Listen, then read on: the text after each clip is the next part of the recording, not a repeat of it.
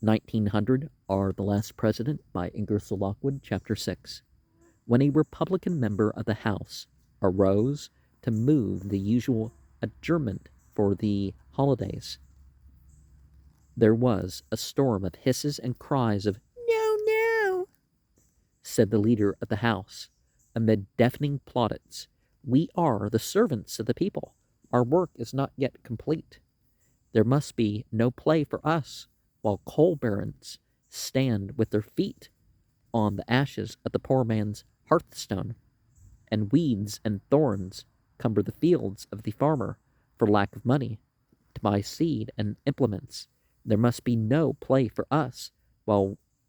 railway magnates press from the pockets of the laboring man 6 and 8% return on thrice watered stocks, and rapacious landlords, enriched by inheritance, grind the faces of the poor. There must be no play for us, while enemies of the humankind are, by means of trust and combination and corners, engaged in drawing their unholy millions from the very lifeblood of the nation, paralyzing its best efforts and setting the blight of intemperance and indifference upon it, by making life but one long struggle for existence, without a gleam of rest and comfort in old age. No, Mr. Speaker, we must not adjourn, but by our efforts in these halls of legislation, let the nation know that we are at work for its emancipation, and by these means let the monopolists and money changers be brought in a realizing sense that the reign of the common people has really been entered upon, and then the bells will ring out a happier, gladder New York than has ever dawned upon this republic. The opposition fairly quelled before the vigor and earnestness of the new dispensation, there were soon before the House, and pressed well on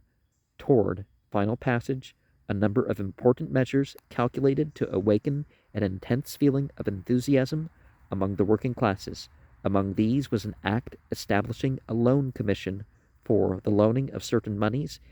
of the United States to farmers and planters without interest, an act for the establishment of a permanent department for public works, its head to be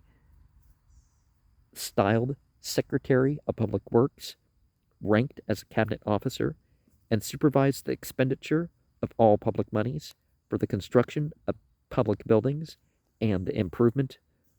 of rivers and harbors, an act making it a felony, punishable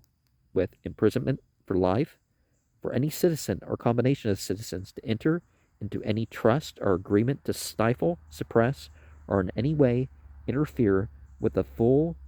open, and fair competition in trade and manufacture among the states, are to make use of any interstate railroads, waterways, or canals for the transportation of any food products or goods, wares, or merchandise which may have been cornered, stored, or withheld with a view to enhance the value thereof. And,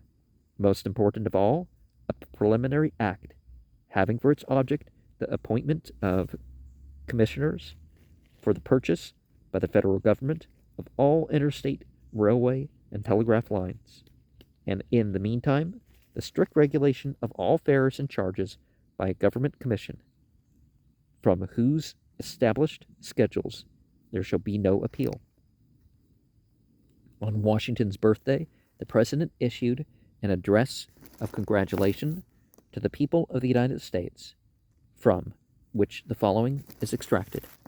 The malicious prognostications of our political opponents have proven themselves to be but empty sound and fury. Although not quite 1 year has elapsed since I, agreeable to your mandate, restored to you the money of the Constitution, yet from every section of our Union comes the glad tidings of renewed activity and prosperity. The working man no longer sits, cold and hungry, beside a cheerless hearthstone. The farmer has taken heart and resumed work. The wheels of the factory are in motion again. The shops and stores of the legitimate dealer and trader are full of bustle and action. There is content everywhere, save in the counting room of the money changer, for which, thank God, and the common people of this republic. The free coinage of that metal, which the Creator in his wisdom stored with so lavish a hand in the subterranean vaults of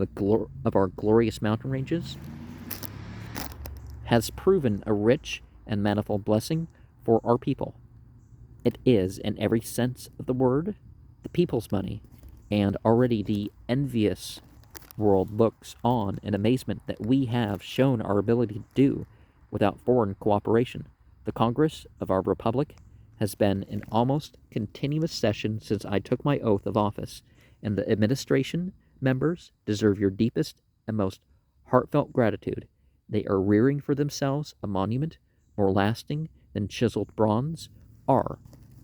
polished monolith. They knew no rest, they asked for no respite from their labors until, at my earnest request, they adjourned over to join their fellow citizens in the observance of this sacred anniversary. Fellow citizens, remember the bonds which a wicked and selfish class of usurers and speculators fastened upon you. And on this anniversary of the birth of the father of our country, let us renew our pledges to undo completely and absolutely their infamous work, and in public assembly and family circle, let us, by new vows, confirm our love of right and justice, so that the great gang may not slip away from us, but go on increasing so long as the statute books contain a single trace of the record of our enslavement. As for me, I have but one ambition, and that is to deserve so well of you that when you come to write my epitaph, you set beneath my name the single line, "Here lies a friend of the common people." Now, when people die, it is important to not go too far with